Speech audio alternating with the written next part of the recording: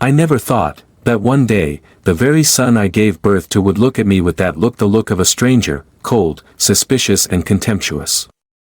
Mom, did you steal it? That question fell into the brightly lit room, but inside me, everything went dark. I stood frozen, still holding the kitchen towel, a few drops of water falling onto the tile floor, each drop echoing like a nail being driven in. Michael, my son, was looking at me as if I were a thief. The house had just been robbed of all its cash and jewelry. I heard them call it a burglary. But then Camille, my daughter-in-law, collapsed onto the floor, covering her face and sobbing. Oh God, who would do such a thing? Only Mom was home. Her voice trembled, but every word cut like a blade against my skin. I saw that quick glance she threw toward Michael. Just a flicker, but enough. Mom was poor, so she got greedy, didn't she? Michael said slowly. My chest tightened, a dizziness took my breath away. Me? I managed to say, but my own voice sounded strange, hoarse. You think I took it? Who else, Mom? Camille lifted her head, her red, teary eyes gleaming, yet I saw the coldness in them. There's no sign of forced entry. Only people in the house have keys. You were here all morning. Who else could it be? Michael said nothing more. He just stepped closer, looking straight at me. That look, I'll never forget it. It wasn't the look of the son I once held in my arms. It was the look of a man forcing someone to confess. I tried to stand tall, but my knees trembled. I didn't take it. I swear on your father's grave, I didn't. Michael's fists tightened. Don't make this hard for me, Mom. If you need money, I can give you some. But to steal like this, aren't you ashamed? A sharp slap sounded like thunder. I don't remember how I fell. I just felt the burning heat on my cheek, the ringing in my ears. Michael had just hit me. The son I raised with hands that washed other people's clothes, that scraped together every meal, had just struck me because he didn't believe me. Camille jumped up, rushing to help me the way she did it, so awkward, so false. Don't, honey, please, poor Mom, but her eyes stayed fixed on me, without a trace of pity, only triumph. I heard my own breath quickening. My chest hurt not from the slap, but from the words he said next. Enough, Mom, get some rest. I'll call the police. Think about it. Maybe you just wanted to take a little, but went too far. I couldn't hear anything after that. Everything in the room blurred. I only saw the family photo on the wall, me, Michael and Camille smiling together last Christmas. I smiled. They smiled. Now every smile in that frame was a bleeding wound. He turned away, his voice hard as stone. I have to protect this family's reputation. The police will come. You should confess, it'll be easier. That sentence pierced straight through my heart.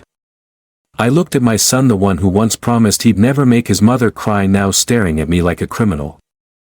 Camille pretended to tremble, clutching his arm. Honey, I don't want Mom to go to jail. I just want everything to be clear. Michael nodded and took out his phone. I heard him speak to the police, each word hitting my head like a hammer. We have a suspect. It's my mother. I collapsed, my hands clutching my chest. My son, I didn't do it. I swear on your father's grave. Camille turned away, pretending to wipe her tears. I saw the corner of her lips curl slightly.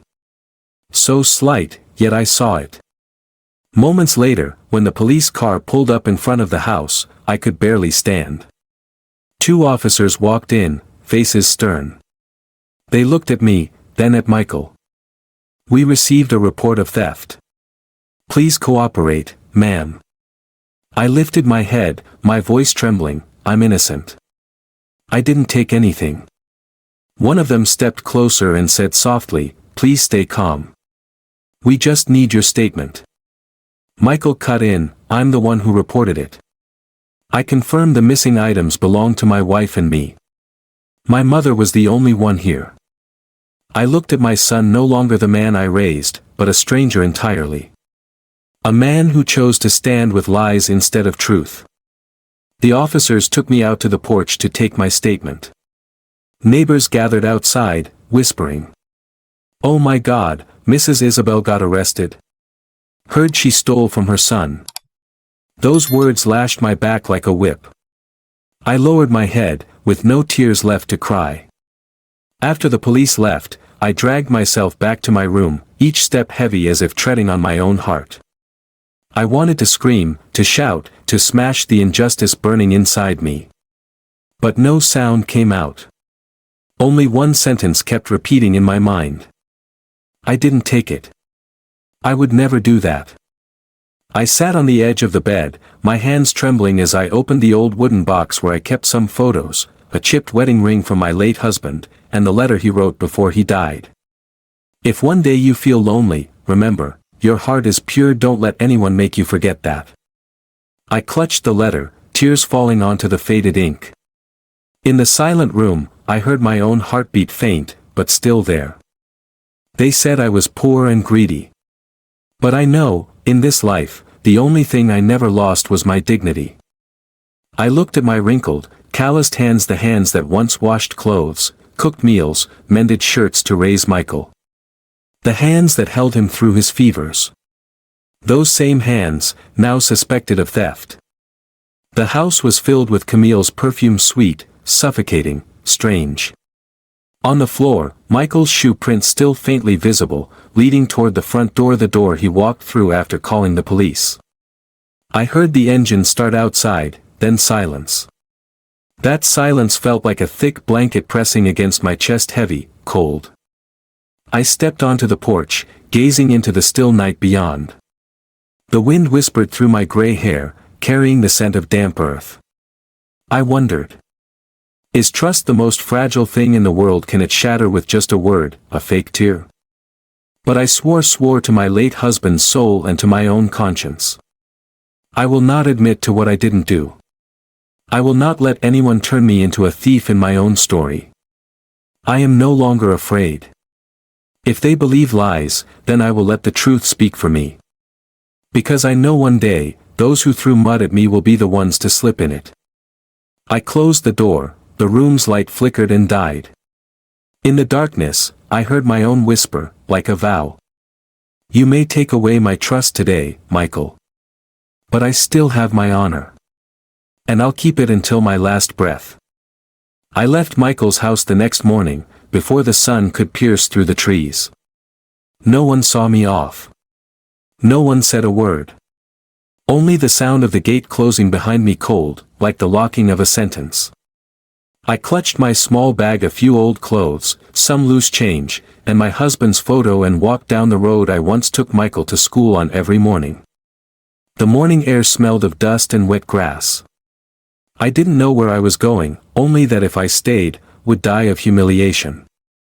When my son's house finally disappeared behind me, I stopped, took a deep breath, and called an old taxi.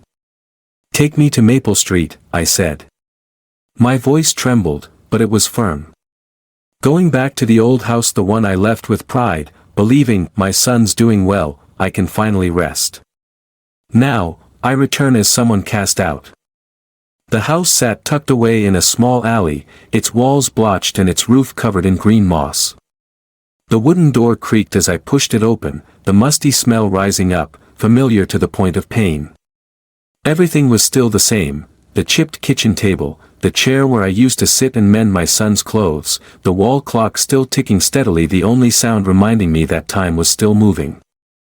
I set the bag down on the chair, sat heavily, my chest still stinging where Michael had hit me.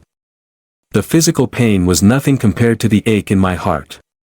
I looked up at the photo of my husband that had hung on the wall for years, the glass covered in dust, but his smile still as gentle as ever. "Do you see this?" I whispered, my voice breaking. "Our son," he asked me that question. He said I stole. Tears fell, but this time they made no sound. They just sank silently into my wrinkled hands. I remembered the day he died suddenly, the heart attack that took away the only man who had ever protected me. That day, I had no time to cry. I had to carry bags of laundry to wash for others, had to clean people's houses, bend down to scrub floors, hide the smell of disinfectant from the cracks in my hands. I had only one reason to endure it all, Michael. I remembered every moment clearly. That freezing night when he was 8, I came home late, exhausted, and saw him sitting on the doorstep, holding a bowl of cold soup. He smiled and said, "I saved this for you, Mom." I cried then from happiness. Because I thought that kind of love would last forever. And then, that image of the little boy faded, replaced by the man from yesterday with contempt in his eyes and bitterness in his voice. The two images overlapped, twisting in my mind like a wound that could never be stitched shut.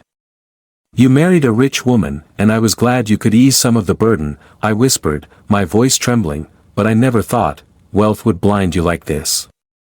I looked around the old kitchen, saw the cracks on the walls, the dented pan hanging crooked, the old kitchen towel I still kept. They were worthless, but at least here, no one looked at me with suspicion. Here, I was still me, a poor woman, but clean. I lit the stove, boiled water, my hands trembling. The steam rose, hazy, blurring my eyes. On the cupboard, the unfinished embroidered cloth still lay there, half of a sunflower left incomplete. I remembered stopping that day when Michael said, "Mom, stop keeping yourself busy, just rest, let me take care of things." I had believed he wanted me to live in peace.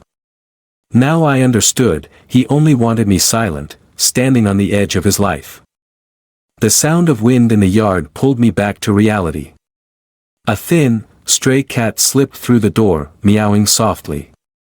I bent down, stroked it, the small warmth of that little creature soothed my heart a bit. "At least you don't doubt me," I murmured, my voice hoarse. In the afternoon, when sunlight slanted through the dusty window frame, I sat and looked outside. The neighborhood children were still running, shouting, playing. A neighbor woman recognized me and asked in surprise, "Mrs. Isabel? My goodness, I thought you were living with your son now." I smiled, trying to hide the lump in my throat. "I just came back to visit the old house." No one needed to know that I had been driven out. No one needed to know that my son believed I was a thief. When they turned away, the smile on my lips faded. I looked down at my hands, the green veins standing out, traces of years, of labor, of a lifetime spent worrying. Night fell. The wind swept across the tiles, carrying the damp scent of time. I sat on the porch, watching the pale moonlight spread across the brick floor, listening to the crickets. In the dim light, my shadow stretched long and thin. I knew, from this day on, there was only one path left, to keep my integrity, even if it meant going to the end. I would not cry anymore. I would not beg. I would wait, because truth always has its own voice, no matter how hard people try to bury it. I lifted my head to the sky and whispered, "My love, I will protect my dignity myself. No matter what they call me, I am still the woman you once loved, an honest one." In the stillness of the night, I thought I heard the wind answer softly, like a promise. And for the first time in years, I felt peace. Not because the pain was gone, but because I had touched the deepest part of pride. A poor person can lose everything except conscience. 3 days later, Michael appeared at the door of my old house. I heard the car stop in the alley, the car door slam, and then my son's figure appeared in the sunlight. He wore a white shirt, his face thin, but his eyes still carried that coldness that had killed me that day. "Mom," he said, his voice low but firm. "I need you to sign this paper. Just temporarily. So I can mortgage this house, handle some business." I stood still for a moment, looking at the paper in his hand, thick, the notary ink clear, neat to the point of being frightening. "Mortgage?" I asked softly. "Yes," he replied, avoiding my eyes. "Just borrowing for a while. When I recover the funds, I'll transfer it back to you. I promise." I knew that word, promise, no longer meant anything. But I still looked at my son, the boy I had stayed up late to mend clothes for, cook porridge for, pay school fees for, clean park trash to send him to college, and in that moment, my heart softened again. Even in pain, I wanted to believe. "Are you in trouble?" I asked. He didn't answer right away. He just looked down at the floor, his voice uncertain. "The investment business is tough. Camille is worried. If we can't turn it around, we'll lose everything." At the mention of her name, I felt my throat tighten. That woman's shadow had always hovered behind every wound of mine, from the suspicious looks, to the slap, to Michael's silence. "This house," I said slowly, "is all I have left." Michael suddenly slammed his hand on the table, making the paper and pen jump. His voice broke out like a shout. "Stop pretending, Mom. If you hadn't taken all my money, we wouldn't be in this mess. The whole city knows you're a thief, and now you still want to keep the house. Sign it. Sign it to make up for your sins." I froze, as if struck. "Michael, what are you saying? I never touched your money. I swear." "Don't swear," he cut me off, his eyes bloodshot. "Camille told me everything. It's all because of you." I trembled, tears rising, my voice breaking apart. "Don't you remember who raised you? You trust a stranger more than your own mother." He turned away, his shoulders stiff. "Sign it, so I can save everything." I looked at the paper, at my son's face so unfamiliar it chilled me. I took the pen. My hand trembled. Something inside me screamed, "Don't." But Michael's eyes no longer held the plea of a son, they were the eyes of someone giving an order, mixed with exhaustion and pride. I was too tired to argue. Too tired to fight my own son. "All right," I said softly. "If that's what you need." When the pen touched the paper, my heart felt as heavy as stone. I signed my name, Isabel Morris, in shaky letters that stretched like a scar. Michael let out a sigh of relief, took the paper, and left immediately without looking back. The door closed behind him. I sank into the chair, my hands still trembling, my head spinning. I didn't understand why, this time, the tears refused to fall. Perhaps because deep down, I already knew I had just given away something I would never get back. That afternoon, I turned on the old radio. The sound of bolero music came on, heavy and bitter. I looked around the house, the crumbling walls, the old dishes, the dim yellow light bulb, and told myself, maybe I really am stupid. But if my son needs it, why should I begrudge it? At night, I couldn't sleep. The sound of rain pattering on the roof mixed with the whisper in my head, that paper wasn't for borrowing, Isabel. It was for selling. It's gone. The next morning, I woke up with a dull headache. My old phone rang. An unknown number. "Mrs. Isabel, is that you? I'm calling from Riverside Notary Office. Thank you for completing the property transfer procedure yesterday. Your file has been submitted to the land department." I froze.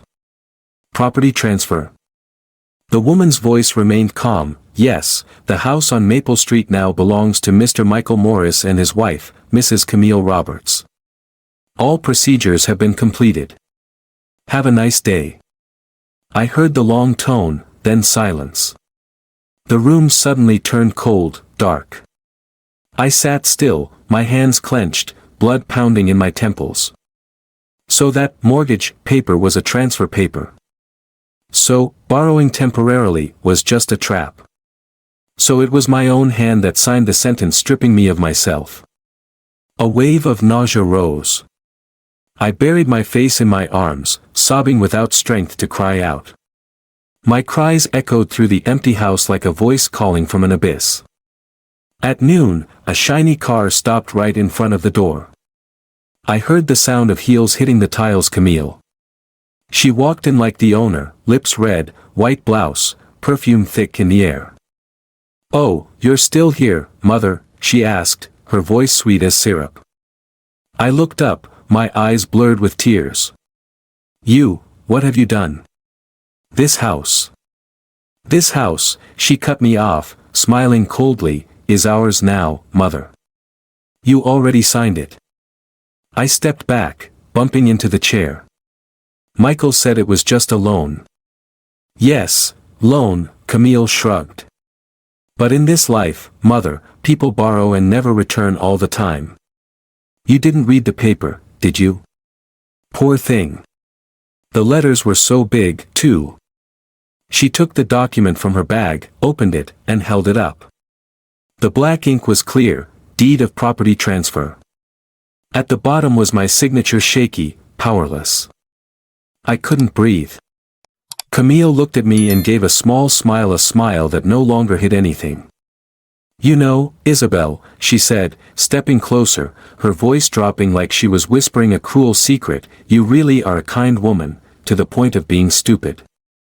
In the end, you lost everything. She turned and left, leaving behind the suffocating smell of perfume. The door slammed shut. I sat there, in the house that was no longer mine, hearing the wind slip through the cracks, hearing my heartbeat echo into emptiness. Everything spun. I had lost my son. Now, I had lost my home.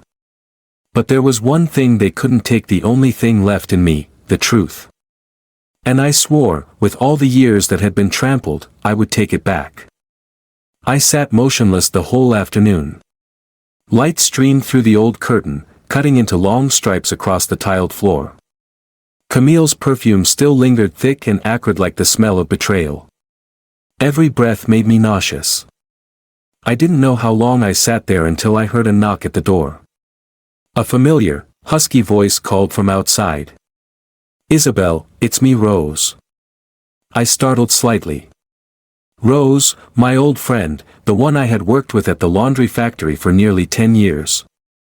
She was the only one who still called me with that familiar warmth, even though I had left the neighborhood long ago. The door opened, and Rose stood there, holding a bag of pastries and 2 paper cups of coffee.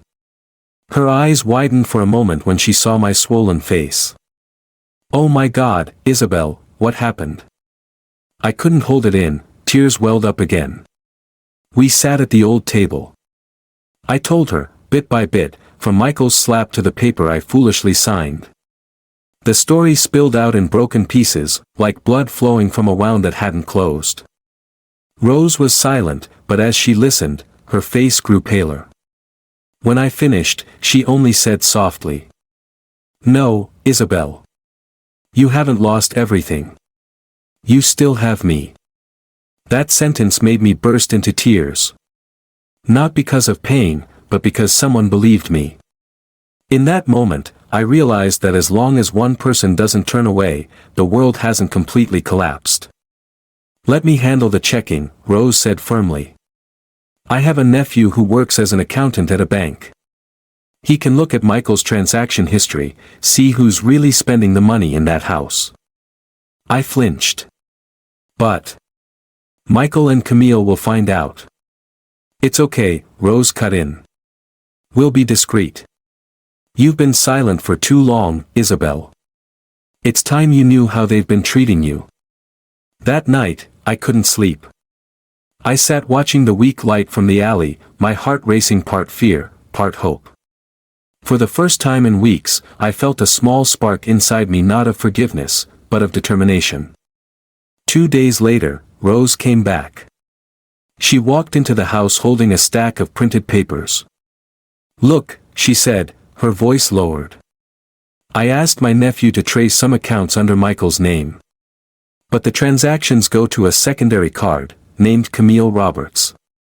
I took the paper, my eyes fixed on the lines of numbers, a series of large transactions: handbags, jewelry, luxury restaurants, spas, travel. All the money withdrawn from accounts that I knew Michael had never touched. Oh my God, I whispered, my hands trembling. She spent all his money. Rose nodded. Not only that. I found a mortgage at Southern Bank, under Michael's name, but the one handling it was Camille. She's in debt. A lot of debt. My head buzzed. So it had all been a game, and I, the foolish mother, was the first piece they discarded. You have to do something, Rose said quickly. If not, she'll sell this house too. But Michael, I stopped, swallowing hard. He won't believe it. He only listens to her. Rose looked at me for a long time. Then gather proof. I'll help you. I know a friend who's a lawyer. We'll do everything the right way. You can't just sit here and let them destroy your honor. I stayed silent. Those words echoed in my head like a bell. Honor. Yes, that was the only thing I had left. The next day, I began to write. Each day, each event, each word, each glance from Camille. I wrote everything down in an old notebook. The way she cried falsely, the way she accused me, the way she smiled when I signed the paper. Every detail, every second. Every evening, Rose came again, bringing new printed pages, bank statements, electronic receipts. She carefully marked them with a red pen. Here, look, this transaction is at the Silver Moon Boutique. Camille used Michael's secondary card to buy a $10,000 bracelet. The next day, it's a seaside hotel. They said it was a business trip, but look, only one signature, Camille's. I turned each page, tears streaming non-stop. Not because of pain but because of the truth. It couldn't save me, but it cleansed me. One afternoon, Rose asked. Are you going to tell Michael? I looked up. No. Not yet. If I tell him now, he'll just think I'm trying to break up his marriage. I need evidence that can't be denied. Rose nodded. Then we need more help. I'll talk to the lawyer. That night, after Rose had left, I sat alone in the dark kitchen. The wind tapped softly against the window frame. On the table was the stack of bank statements, still smelling of fresh ink. I placed my hand on them, a strange feeling rising in me, fear mixed with clarity. Outside, a dog barked in the distance, fading away. I looked up at the picture of my husband, his smile still gentle, still warm as ever. Do you see this? I whispered, I'm learning how to stand up. Late, but this time, I won't stay silent anymore. In the moldy old house, the small lamp cast my shadow long on the wall. And for the first time since being thrown out of my own home, I didn't feel weak anymore. I just felt clear. I knew the storm was still ahead. But I also knew I was no longer alone. And the one who had orchestrated everything to destroy me, would not sleep peacefully much longer. That morning, I was awakened by the sound of a car stopping in the alley. A shiny automobile parked right outside, white smoke puffing from the exhaust. I got up, my heart pounding, a bad feeling rising. The door burst open. Camille stepped out, wearing a tight dress, her heels hitting the ground in heavy thuds. Michael followed behind, his face tense. I hadn't said a word yet when Camille cried out loudly, her voice dripping with tears.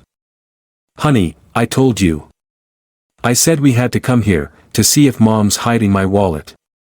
I froze. What wallet? Camille glanced around, then strode straight into the house like she owned it. She opened cupboards, threw aside blankets, pushed over the table, making a mess of everything. Michael stood near the door, avoiding my eyes. Then, as if on cue, Camille screamed. Here it is. Oh my God, here's my wallet. She pulled a black leather wallet out of the closet, the place where I never kept anything except a few old clothes. Her voice trembled perfectly. I searched everywhere, and it was here, right in Mom's house. I stood there, my heart stopping. No. Not me. I never. Michael rushed over, grabbed the wallet, opened it. Inside was cash and a few shopping receipts. He turned toward me, his eyes full of anger mixed with disappointment. Mom, how could you do this? I trembled, my voice choking. My son, I swear. I didn't take it. Someone. Camille cut in, leaning toward him, her tears falling right on cue. Don't be angry with her, honey. Maybe she needed money. She's old, she wasn't thinking straight. Those sweet but venomous words nearly took my breath away. I stepped back, my back hitting the wall. I didn't take it. I never touched your things. Michael spoke, his tone dry. Mom, I tried to believe you. But now, I can't anymore. I felt my legs weaken. Michael, look at me, do you really think I'd steal? Michael said softly, I don't want this to spread. Just admit it, and I'll find you a place to stay. Admit it? I burst out, my voice hoarse. You want me to confess to something I didn't do? You believe your wife that much? Camille chimed in, mocking, stop pretending. Everyone knows how poor you are, always so proud. Having money in your hands, what more could you want? I looked straight at her. You will pay for what you're doing. Camille smirked, arms crossed, pay. You have nothing left to lose, Isabel. I'm the one who has everything. Then she turned and pulled Michael along. Before leaving, he turned back, his voice breaking. Mom. I'm sorry, but I can't ignore this. The door closed. The sound was small, but inside me, it thundered. I sank to the floor, clutching the edge of my shirt. The pain in my chest swelled. I didn't know how long I sat there, until the light of the afternoon completely faded. When night fell, I stood up, went into my room, and locked the door. In the darkness, only the ticking of the clock and my heavy breathing remained. I remembered Rose's words, gather the evidence. Keep everything. I reached for my notebook and wrote down every detail, the time they came, how Camille found the wallet, the voices, the looks, every word Michael said. When I finished, my hands trembled, but my heart was steadier. I understood that the person behind today's theft didn't want money, she wanted to erase me from existence. Camille wanted me to lose everything, my honor, my trust, my dignity. But she didn't know that in this despair, I was becoming myself again, the woman who once raised a child alone, who had survived hunger and loneliness. I looked up at the ceiling and whispered. You can smear me today. But one day, the truth will speak for me. The night wind blew through the cracks in the door, carrying cold air. I shivered, but my eyes stayed open, clear. I knew, from that moment, Camille's game had begun. And I, the woman she thought would bow down, had just declared war through unyielding silence. That night, I didn't sleep. Rain drummed on the metal roof, each drop like a knock on my memory. I sat by the window, lights off, only the pale reflection of the storm outside glowing on my face. In my mind, Camille's words kept echoing, you have nothing left to lose. She was wrong. I still had my honor. And now, I had a purpose. Around midnight, when the wind began to die down, I heard faint footsteps outside the porch. A shadow stopped at the door. The old wooden door creaked softly. I held my breath, my heart pounding. A low voice hissed through the crack. If you dare to talk, I'll make you disappear. I froze. That voice, cold, sharp, dragging like a knife along my throat. I recognized it instantly, Camille. I didn't answer. I just sat still, listening as she walked away, her high heels fading into the rain. My hands shook, but not from fear. For the first time in my life, I knew exactly who I was facing, someone willing to do anything to keep her power, even destroy an old woman. The next morning, when Rose came, I told her. She was stunned. She came here. I nodded. She threatened me. Said if I spoke out, I'd disappear. Rose was silent for a few seconds, then said firmly. Then we need proof. Not just to clear your name, but to protect your life. From that day on, we began to act. Rose brought a small tape recorder, old but still working. Hide it in your pocket or under the table, she said. If she comes, let it record. I nodded, though my hand trembled as I held the little device. I once thought only criminals needed things like that. Now I, a mother, had to use it to protect myself from my own daughter-in-law. The days that followed passed slowly, heavily. I tried to live normally, cooking, washing, going to the market. But inside, I was always alert. Every small sound made me flinch.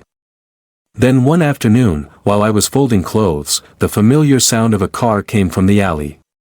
I turned off the light, hid the recorder under the cloth on the table. The door opened. Camille walked in, no knock, no greeting, no pretending anymore. "Mrs. Isabel," she said, her voice light as air. "I came to remind you of something." I stood straight. "What is it?" She stepped slowly closer, her eyes glinting in the dark. "I know what you and those gossiping old women are doing, but it's useless. You must stay silent. No one will listen to an old thief. No one." I pressed my lips together. "And if I don't?" Camille tilted her head, smiling faintly. "Then I'll make everyone believe you've lost your mind.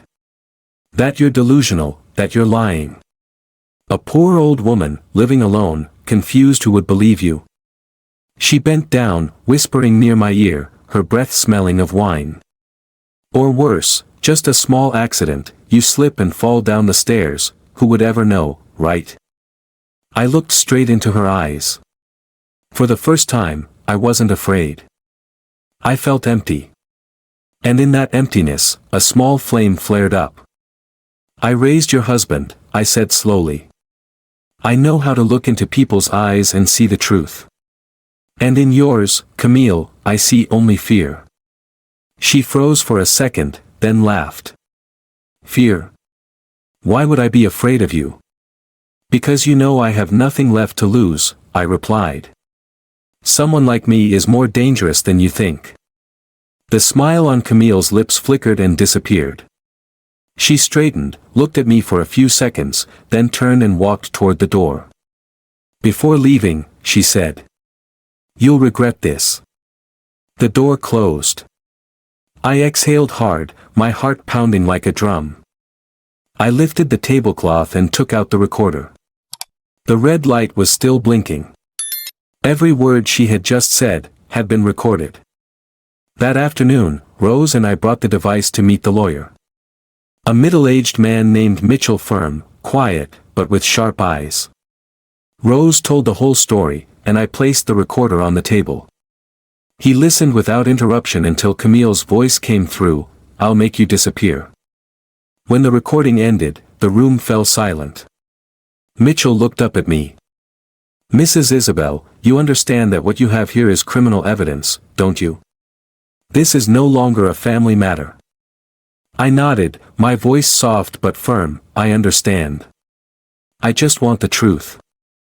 He tilted his head slightly, a flicker of respect in his expression. "Then you must do one more thing.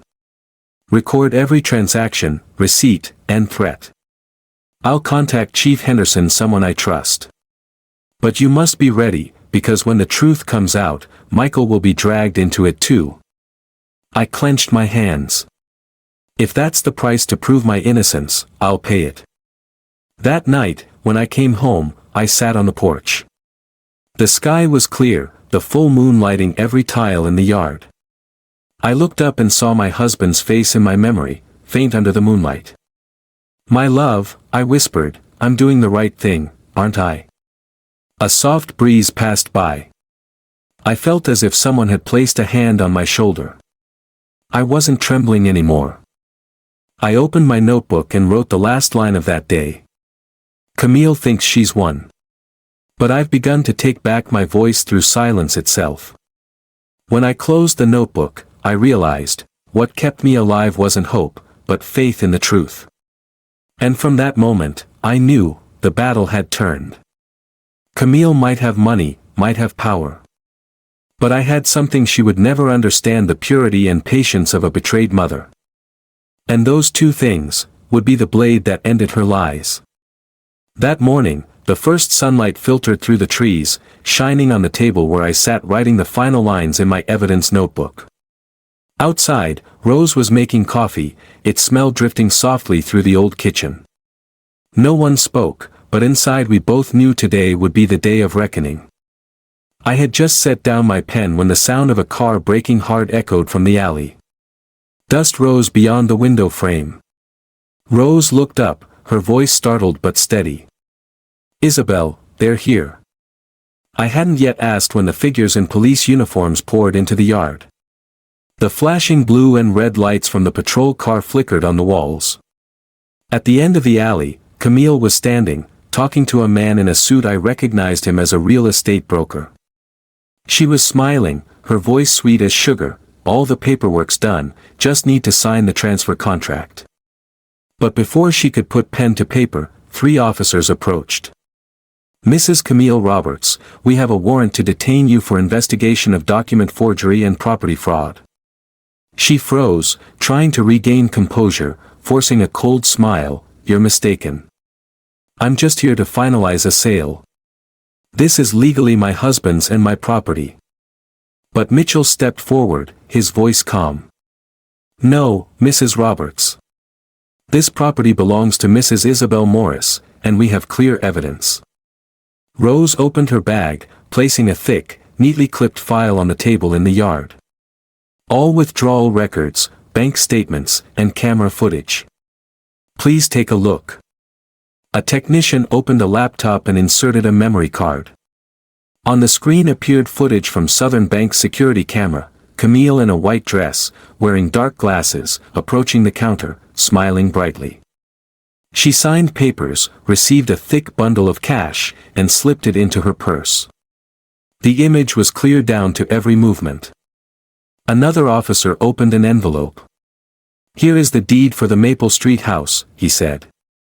The ink on the word mortgage was erased and replaced with transfer of ownership. Signs of alteration have been verified by a handwriting expert. "And this?" He placed a fingerprint report on the table. "The signature fingerprint belongs to Mrs. Isabel. It matches a sample taken under coercion." The whole yard went silent. I saw Camille's face turn pale, her lips trembling, then suddenly she let out a dry laugh. "It was Michael. He told me to do it. I only followed my husband's instructions." Everyone turned. In the doorway, Michael had just stepped in. His face was gaunt, his eyes sunken from sleepless nights. He stopped in the middle of the yard, staring at the chaotic scene. Police, documents, his wife surrounded. What's going on here?"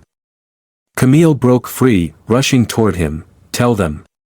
You told me to handle the papers. Now they're trying to arrest me." Michael stood frozen, turning to look at me.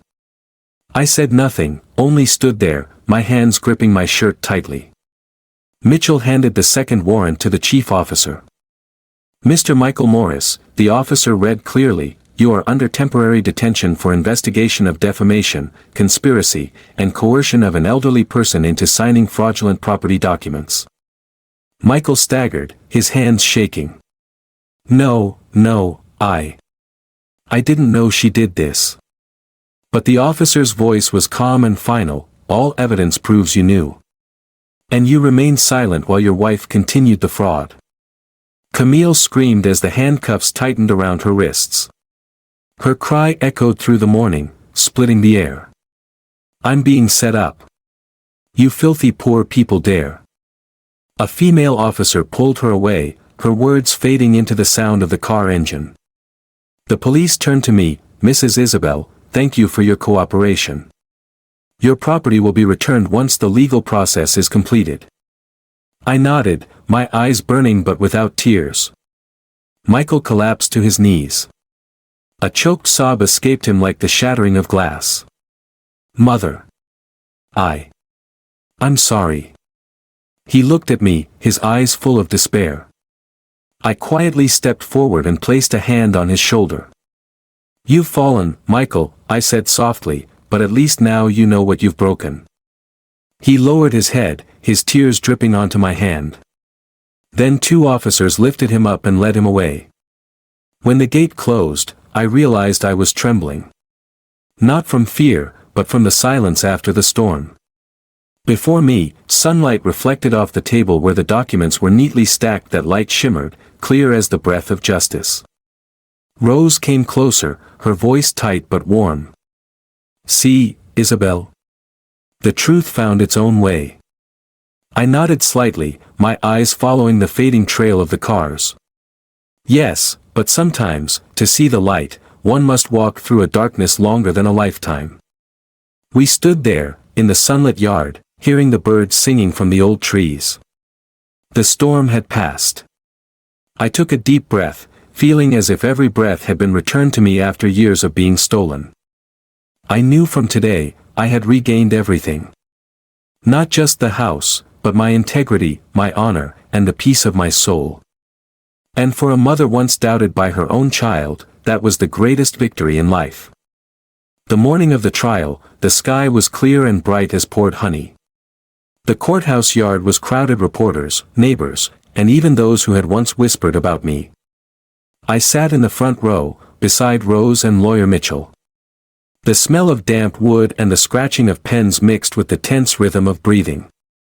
After years of false accusations, everything was finally laid bare under the light of justice.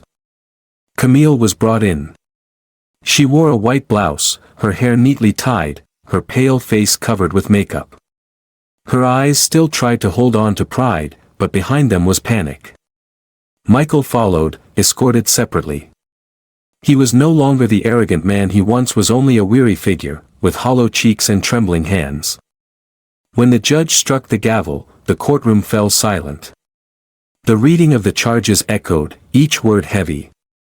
The defendant, Camille Roberts, is charged with document forgery and the unlawful appropriation of property belonging to an elderly person, with a recommended sentence of 12 to 15 years in prison.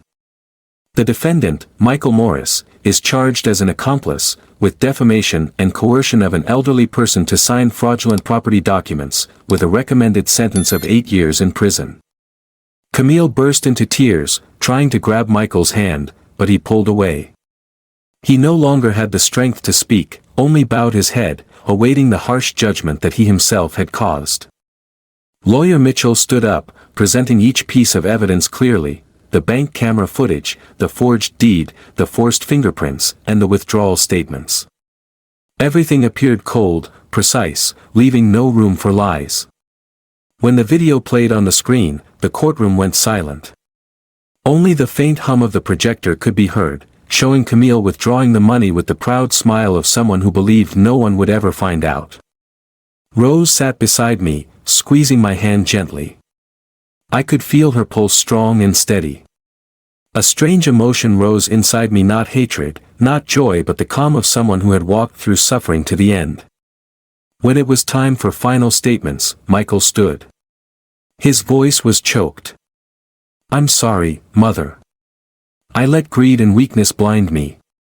I don't deserve forgiveness." I looked at him, my gaze softening. I said nothing, only nodded slightly. For me, his downfall was punishment enough. Finally, the judge pronounced the verdict. The court sentences the defendant, Camille Roberts, to 13 years in prison, and orders full restitution of both material and emotional damages to Mrs. Isabel Morris.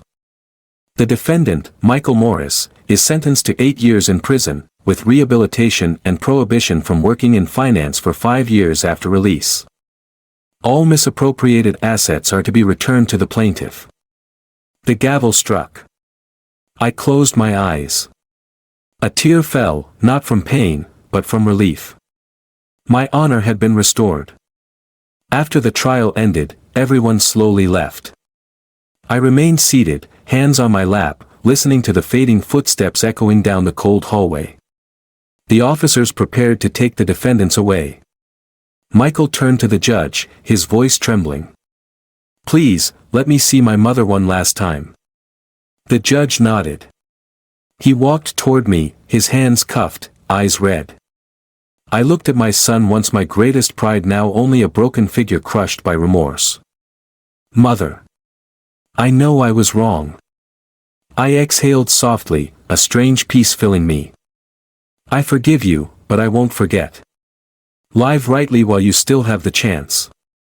He lowered his head, tears falling onto the stone floor. The police signaled, and Michael was led away. I watched without crying. When the iron door closed, a shaft of sunlight slanted through the glass, warm and pure. For the first time after months of darkness, I felt light as if I had laid down the burden of a lifetime. I stepped out of the courtroom. The sunlight outside shone straight into my eyes, so bright it blurred my vision. The wind blew through the trees, carrying the scent of earth after rain, cool and clean. I stopped on the steps, lifted my head, and took a deep breath. No more accusations, no more suspicious eyes. Everything behind me had closed with the iron door. The burden of all those years melted from my shoulders. I hadn't defeated anyone, I had only reclaimed myself, a poor woman, but pure. And for the first time after a long, endless road, I felt free.